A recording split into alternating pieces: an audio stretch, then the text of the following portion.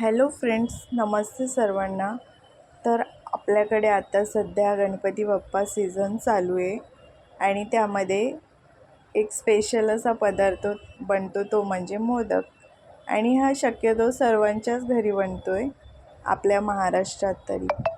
आणि त्यानंतर मग मी पण इथे मोदक बनवण्याचा प्रयत्न केलेला आहे, पहिल्यांदा बनवते. आणि हे रेशनिंगच्या तांदळांचे मोदक आहेत. तर इथे मी नारळाचे स्लाईस करून घेतलेले आहेत आणि ते आता मी पिसून घेणार आहे. आणि त्यानंतर मग मोदकमध्ये घालण्यासाठी मिश्रण बनवणार आहे. तर त्यासाठी इथे मी घरीच बनवलेलं तूप ते 2 चम्मच घालून घेतलेलं आहे. आणि त्यानंतर ह्याच्यामध्ये आता मी पिसलेला नारळ टाकून घेते आहे. आणि हा आता छान भाजून घ्यायचा आहे.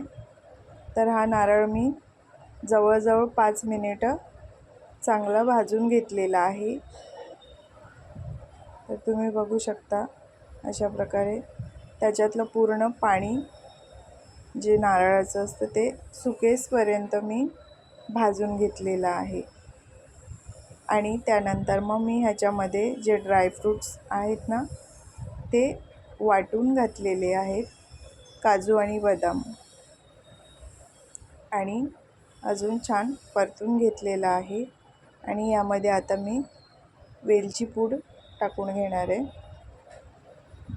आणि त्यानंतर गूळसुद्धा टाकून घेतलेला आहे. म्हणजे जवळजवळ मी खोबरं 1 वाटी घेतलेलं आहे आणि त्याप्रमाणे गूळ मी अर्धा वाटी घेतलेला आहे. आणि अशा प्रकारे आपलं मिश्रण जे आहे ते तयार झालेलं आहे. आणि आता त्याच कढईमध्ये मी मोदक बनवण्यासाठी उकड काढून घेणार आहे. तर इथे मी 1 वाटी पाणी घेतलेलं आहे आणि त्यामध्ये थोडंसं चवीनुसार मीठ घालून घेतलेलं आहे आणि 1 चम्मच तूप टाकून घेतलेलं आहे.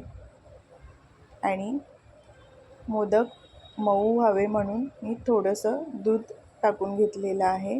आणि यामध्ये मी आता रेशनिंगच्या तांदळाचं पीठ टाकून घेते आहे. आणि हे छान असं परतून घ्यायचं आहे. आणि त्यानंतर मग हे छान मिक्स करून झाल्यानंतर थोडंसं थंड होऊ द्यायचं. आणि त्यानंतर आपल्या हाताने मळून घ्यायचं आहे. तर मी मस्त असं उकड परतून घेतलेली आहे. आणि त्यानंतर परातीमध्ये काढून आणि छान असं मळून घेतलेलं आहे.